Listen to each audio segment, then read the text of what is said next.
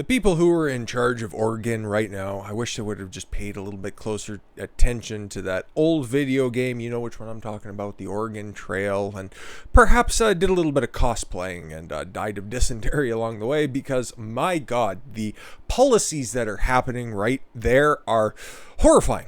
Horrifying to say the least. This story here caught my eye. Christ, you can see it right there. It's 28 days old at this point, 4 weeks old, and yeah, one instance of this happening wasn't enough for the people in charge of the different mandatory mask mandates, as different states across the entirety of the country have been benefiting from relaxed COVID measures. Oregon decided to double down, and what happened? Well, they got so out of touch that they started to make mandatory masks mandatory outdoors as well.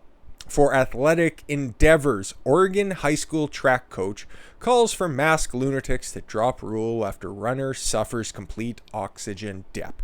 Yeah, and as somebody who, I don't know, went to school for the shit and is a certified exercise physiologist, you could see that from a fucking mile away, okay?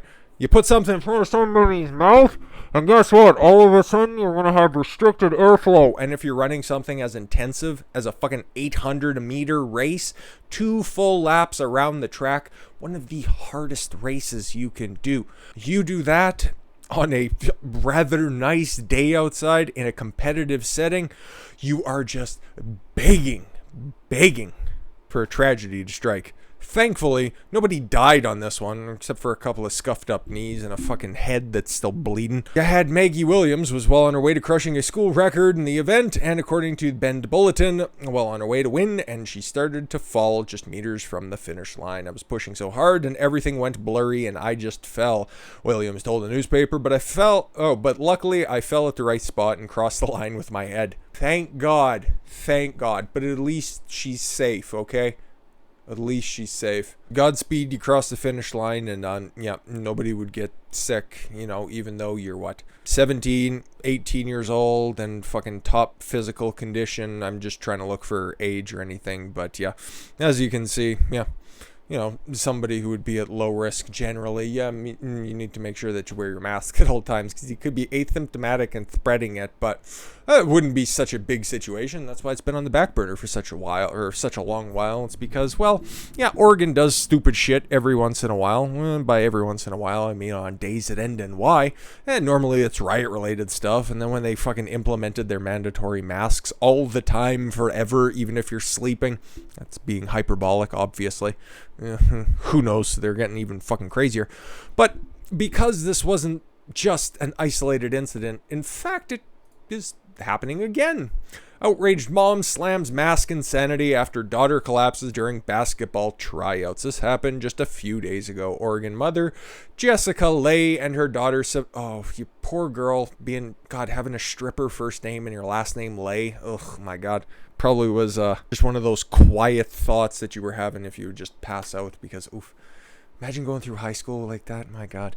A teenager who collapsed during a basketball tryout while wearing a mask said Tuesday on Fox and Friends that she believes mask mandates are harmful to athletes. Yeah, the fittest people who are outside, people who get adequate amounts of vitamin D, people who are in peak physical condition, who the science shows normally, if they do end up contracting the coof, end up having the mildest of symptoms. So why masks? Why masks? Because everybody's kind of confused as to the efficacy of masks. Remember, masks are for everybody else's benefit. They're not for your health, okay? They prevent you from spraying the droplets, theoretically. It doesn't work the other way around.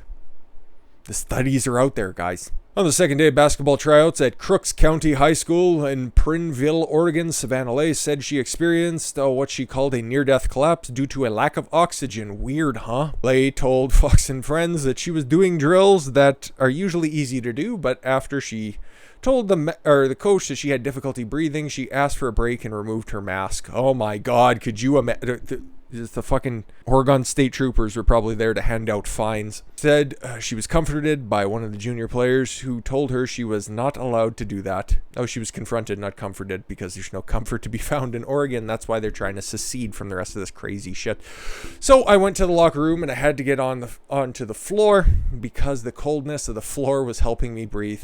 Oh my God. And it was at that point where I was like, I'm going to die. Like, I cannot breathe right now. Like, this is it, she recalled. Okay, you're just being kind of a dramatic high school girl, but I understand. And listen, making light of this situation, but it's retarded, okay? These are actual situations that happened. But then at the same time, you had Fauci not that long ago be like, yeah, I go outside and I run every day and I wear my mask and there's nothing wrong with that. It's like, yeah, there's been masked training for a very long time. You know, you've seen those fucking goofy bastards with their oxygen deprivation masks, but those are used under strict protocols. Those are used in very specific types of training when you're trying to increase your VO2 max, when you're trying to increase your endurance. Not when you're a fucking high school athlete trying to run up and down the court. That's fucking dumb. It's just dumb. It doesn't make any goddamn sense, and neither does their latest piece of legislation, because they're going to be the first state to require vaccination proof. They aren't even bothering to ask about just, hey, you got it? Yeah, just please just lie to me and then go buy your shit and we'll just be copacetic, shall we? No. They want you to show your papers in Oregon. If you still live in Oregon, feel free to flee. The whole Greater Idaho project is still a little ways off, so if you want to wait it out, cool. Or if you live in a good city, because there's that one, and I know it's in the Pacific Northwest, I just can't remember what it is, and I've looked at the demographics, I've looked at the voting record, and my God, Washington, I think it's in Washington, that little city, anyways, and Oregon, my God, are they ruby red outside of Portland, Salem, Washington, and in Washington you got Seattle and Olympia. Outside of that, blood red. But then you have the tyranny of these fucking psychopaths that don't do anything other than tell everybody else how to live their life. Meanwhile, they're 35 years old, go home and watch Netflix and drink wine out of a box. But yeah, let's take a look. So yeah, they want vaccination proof for maskless entry into businesses, workplaces, and churches. You know what? I might have maybe a little bit of a startling take at the end of this, but we'll get the gist of what's going on here. The OHA is requiring that people in workplaces, businesses, and religious sites show proof of COVID-19 vaccination in order to be allowed maskless entry to the facilities. My private business, right? Oh, not so fast. The state's health authorities updated their masking guidance on May 19th following the Center for Disease Control, the CDC's rollback of strict mask mandates. But we still need our control, so what the fuck are we going to do? Business employers and faith institutions now have the option to adjust their masking guidance to allow fully vaccinated individuals to no longer wear a mask in their establishments.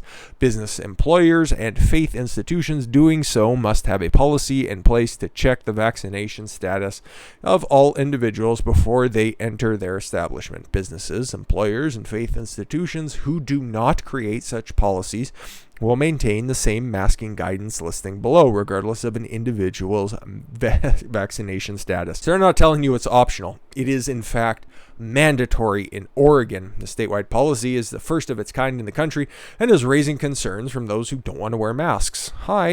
Or take the vaccine. Due to a number of concerns, including safety, side effects, efficacy, mistrust in the pharmaceutical companies, and a lack of full FDA approval. No, I just don't like to be told what I have to do. So, the American Civil Liberties Union, I'm sure, probably sided with the government on this one. In late March, flagged vaccine passport system's potential problems in the opinion piece, arguing they would create two tiers of unvaccinated and vaccinated people. What have you done to follow up on that one? The ACLU is funded by special interest money and have become a shell of what they formerly were, or maybe they were always corrupt. I have to do more of a deep dive on them. A spokesperson for the business group Oregon Business and Industry, Nathaniel Brown, told the New York Times, oh great, this is going to be fucking enlightening, they have serious concerns about the practicality of requiring business owners and workers to be the enforcer. So what, you want state troopers to be there to enforce your fucking meaningless policies? Like, you have to wear masks at all times, otherwise show me your papers. No, you don't have right paper, then you need to put on mask, otherwise you can't be here. That's what this is eventually going to come down to, if you get that far. We're hearing from retailers and small businesses who are concerned about putting their frontline workers in a potentially untenable situation when dealing with customers. Yeah, well, how about you listen to your customers and not the fucking government who doesn't give a shit about what your profit margins are? On May 16th, Rochelle Walensky said the local governments, but not federal governments, will be driving vaccine mandates of this type. Yeah. Okay, so I guess by local governments, she was probably initially referring to cities and municipalities, counties, and such, but not entire states. But I'm glad Oregon decided to put this in place, because guess what? This is going to trigger. Oh, this is going to be sued.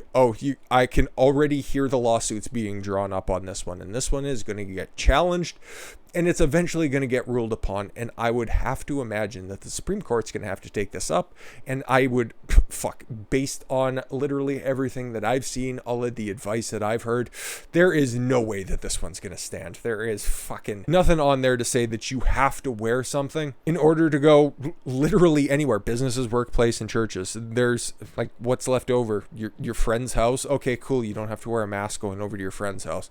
But then at the same time, you also can't congregate within groups more than 10 people in some places. So you're just kind of caught between a rock and the dick that the state government's fucking in the ass with. So no, you have the First Amendment, the right to assembly, and the government shall not impede religious gatherings. Some sort of variation of that, but that's the gist of it. I could pull it up, but that's the gist of it, right? And that's being infringed upon.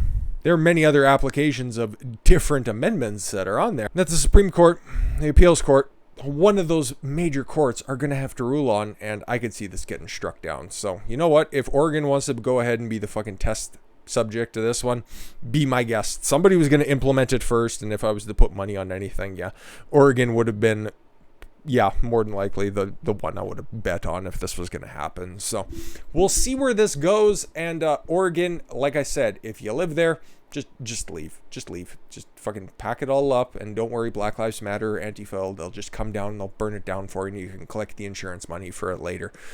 And with that said, I thank you all very much for the gift of your time. I've been Don Consuelo. I want you to follow your gut and get after it. Take care, everyone.